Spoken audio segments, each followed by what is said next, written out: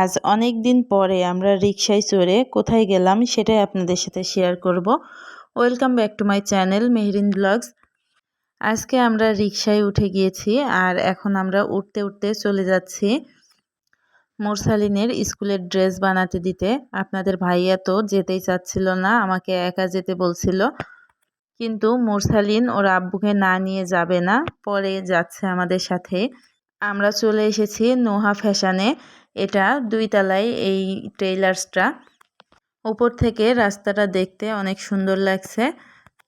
এখন আমরা চলে এসেছি আর এসে ভিড় দেখে আপনাদের ভাইয়া তো মাজায় হাত দিয়ে দাঁড়িয়ে আছে। সে আসলে কোথাওই যেতে চায় না।